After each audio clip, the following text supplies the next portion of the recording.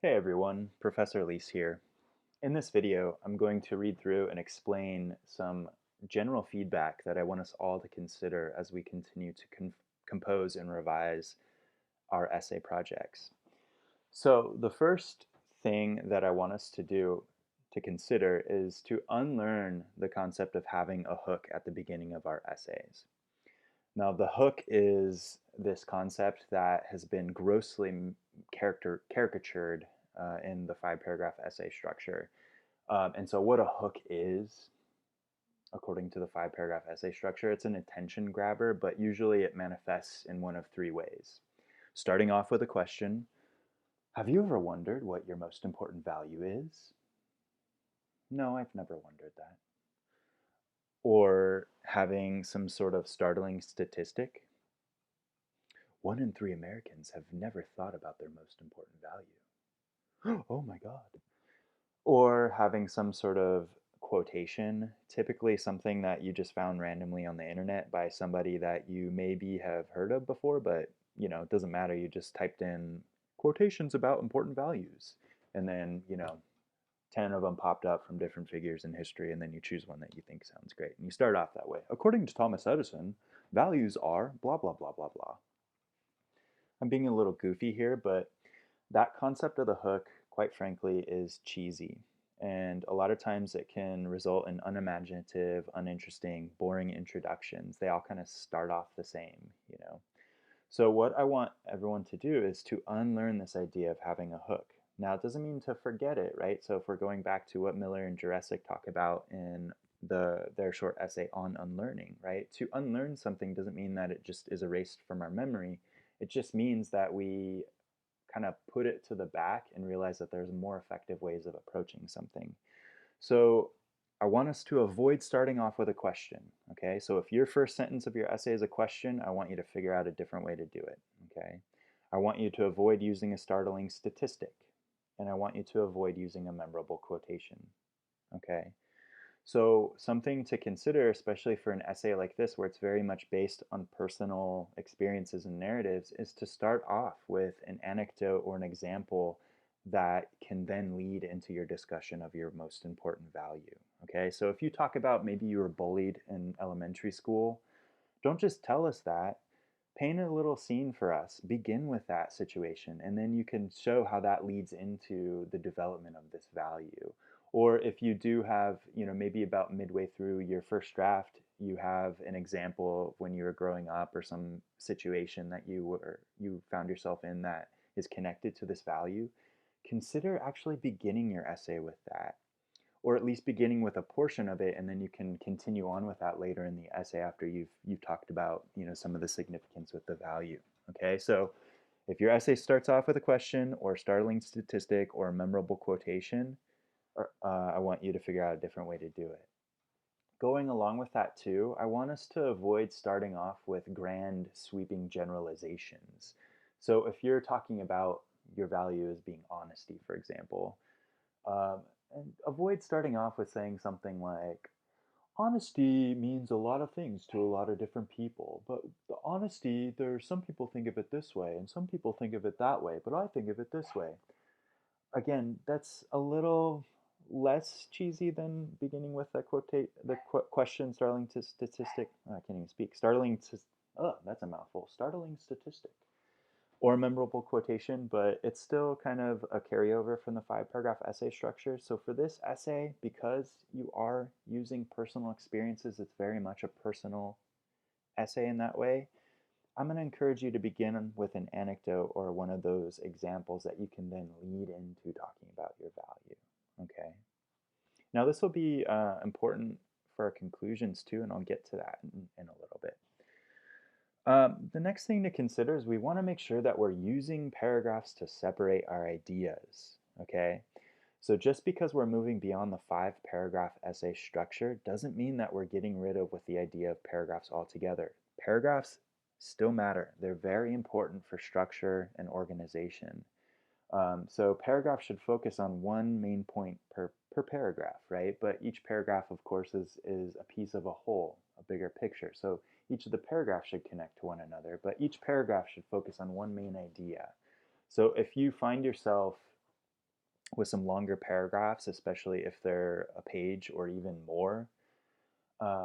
You might consider breaking the paragraph up according to maybe when you start to shift direction in the idea a little bit, find a place where you could break that up into separate paragraphs. So make sure that you are using paragraphs, okay? Now, by the time we submit our polished drafts, we need to have at least 7 purposeful and organized paragraphs, each one focusing on a distinct point or idea that helps develop the overall point of the essay, okay? So we want to build up to that, but it's important to start thinking about it in the earlier drafts, okay? So paragraphs are important, so please use them. Going along with paragraphs to kind of think about how they connect to one another, we want to avoid what's called the listing effect. The listing effect is a term I use to describe having paragraphs in our essay that don't seem to connect to one another. They just seem like disconnected items in a list. You know, just single independent units that don't really connect to what came before and don't connect to what comes after. So we want to try to avoid that listing effect. So we want to think about how we can treat our ideas or points as a progression, a unified progression of ideas that are building toward greater understanding, right? So how does one point lead into the next point? And how does that point connect to the one that follows that? And so on down the line. How are we advancing toward greater understanding with our points? So if your points seem kind of disjointed or disconnected, you want to figure out how you can connect those together to avoid that listing effect. Another thing that can kind of inadvertently force us into that listing effect is using those simple transitions like first, second, third, fourth, because, you know, by definition, that's listing things out in chronological order. So we want to try to avoid those things, those conventions. Okay, so how does one point connect to the next and on down the line? Be sure to include specific examples that demonstrate how your personal experiences or history have influenced the creation and evolution of your value, okay? So don't just tell us that you learned this from, you know, your past. Give us a specific example of how that demonstrates this. Don't just tell us that you've experienced challenges. Give us a specific example of one of those challenges that will help your reader visualize this and show that you're being more specific and showing in depth how your experiences and personal history have contributed to the overall creation and evolution of this value, right?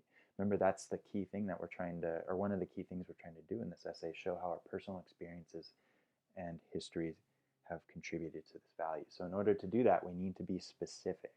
Now, you don't need to list out, you know, several different examples and have just, you know, pack your essay full of all these random examples, but we want to make sure that we are being specific, so providing those specific examples for your readers. Now, if you are including quotations from an outside source, which is something that you can do, but you're not required to do, but if you do decide to include quotations from something that you've read, or even if it's a movie that connects to your experiences and helps you explain what this value is and how your experiences relate to that, you're going to need to have a works cited page. I'll provide some MLA information and resources for the class, so please don't be scared of this, okay? I'm encouraging you, if you do recognize a connection between your experiences and a text that you've read or seen or heard, and you want to incorporate that, I'm encouraging you to do so. But we want to also learn how to cite that correctly, right? We're challenged in this to show a strong awareness of our audience, right? So we want to make sure as we continue to compose and revise that we are addressing the expectations of our audience. We call this a rhetorical situation, right? So the situation we find ourselves in when we're composing any given essay, it doesn't matter if it's for this class or another class, whenever we sit down to write, there's always a set of variables that dictate how we approach that writing project. And so one of the things that can dictate that is our audience, right? Who is this for? Now, in the most direct sense, I'm your key audience member, but I want you to envision a wider audience that's not just me, but also constitutes other readers. So you might think your fellow colleagues in class. You might think people who also share that value that you have, people who are interested in values generally. There's a lot of different potential audience members, and so we want to make sure that we're showing strong awareness for that. Okay, so what is the purpose for writing this essay? What are we trying to get across? How do we accomplish this purpose? Who are your potential audience members? What do these readers expect from you? Be mindful of your tone in this, all right? So are you too informal or conversational? Keep in mind, this is an essay for an English class in college, right? So we need to reflect that in the tone that we take. I'm not saying it needs to be stuffy and boring and overly serious, but I am saying we need to take it seriously. And so our tone should be reflected in that. If it's too conversational, if it feels like it's just some post on some blog that you're sending off to your best friend or whatever, that might be a little too casual for this, right? Going along with that, we want to make sure that we are building credibility with our tone, so that we're treating it, like I said, treating it seriously. Yeah, and is it appropriate for an academic setting? So, like I said, this doesn't mean it needs to be stuffy and boring. It just needs to. It means that you need to take it seriously. Okay, so don't be overly informal or conversational or too casual in your tone there. Think about this. Does your essay reward repeated acts of attention? So this is a phrase from Miller and Jurecic from Habits of the Creative Mind. When something is or somebody is rewarded, it means that there's some sort of payoff for completing the task, right? So in this sense, rewarding repeated acts of attention means that somebody could read your essay more than once and each time get something valuable from it. And this is ultimately what makes the best reading, the best music, the best film, things that we can watch, read, listen to several times, and each time we're still rewarded for that. We're given something new that has value. So think about that. Does your essay reward repeated acts of attention? In your conclusion, rather than simply summarizing what your reader has just read, this is how we conclude in the 5-paragraph essay structure, which we are moving beyond.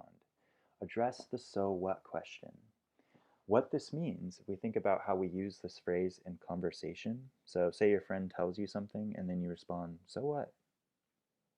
What we mean by that is we want to know why it matters, right? What's the significance of it? Why should we care about this? So your conclusion should address that concern. Why did we just spend all this time reading about your most important value and how your experiences contributed to that? What can we learn? Are you wanting your readers to examine their own lives and maybe think about how their values play into their decisions and how they live their lives and how those experiences have contributed to that? So we want to think about that question in our writing and in the conclusion, not just a summary. Don't just summarize your essay, okay? We want to strive to bookend our essay. So let's parse this out briefly. So back in the old days, people used to have these items in their houses called books. And to store these books, they would keep them on bookshelves. And to keep these bookshelves, or keep the books on the bookshelves, they would need to put at either end of the books, the line of books, what's called a bookend, right? And usually they match. So some sort of decorative thing that keeps the books sturdy and standing on the bookshelf, right? So this is a metaphorical way of thinking about it. In our writing, we want to strive to bookend our essays. This is a really nice way of kind of adding a full circle effect. So going back to your introductions, I'm encouraging everyone to begin with some sort of anecdote or an example from their experience that leads into the discussion of their value. So at the end of your essay, you can then return to that anecdote, that experience, so that your reader can understand it in a new or more meaningful way. And that creates that nice full circle feel. Now, a lot of professional writers do this in their writing, and so when you start to pay attention to it, you'll notice that it is a convention that professional writers use pretty often, and it's really effective. So I'm encouraging everyone to strive to do that to their essays. So if you mention your aunt and how she taught you something at the beginning of your essay, go back to that aunt at the end so that we can kind of understand the experience in a different way, or whatever you choose to do, right? But return to that anecdote so we can understand it in a new way. We want to develop a creative and interesting title that alludes to or hints at the focus of our essays. Okay, so don't squander your title. Titles are incredibly important. If you think about it, it's usually the first thing your reader reads, right? So you don't want to throw it away. You want to make sure that it's something that captures your reader's attention and gives a little bit of a hint to what the focus of your essay is, right? So don't squander your title, and I definitely do not want to see any essays titled Essay 1.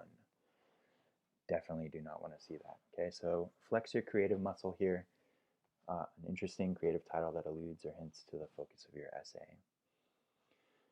Finally, going into the overall body of your essay, we want to make your writing more engaging by including small details to help your readers connect with your ideas. So small details can do a lot for your writing.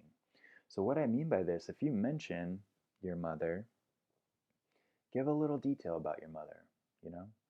If this is a specific memory you have, maybe what was she wearing? Or was she cooking something? How did it smell? When you mention that your childhood house, if you mention that, like what color was your bedroom? Or, you know, how does your grandmother's cooking make you feel? What are the, oh, some kid was bullying you in elementary school. What did that kid say to you? So little snippets of dialogue, little sensory details just kind of scattered throughout can really go a long way. You don't need to overly pepper or spice your writing up with all this stuff, but every now and then, if you mention that somebody said something to you, give us that little snippet of dialogue or some sort of sensory detail to help your reader connect with that memory or that experience. All right, well, if you have any questions about any of these things, feel free to reach out to me via Canvas, or you can email me, or you can drop into our virtual office hours. I'm happy to talk with you about your writing. And of course, I'm going to continue to read your drafts and provide feedback as best I can. But these are things that all of us need to consider in our writing, okay? So all of these are ingredients to success. Make sure that you're taking advantage of this and you're actually implementing this stuff into your writing, because ultimately we want to make sure that your writing is a successful piece of writing, right? All right, everybody, have fun.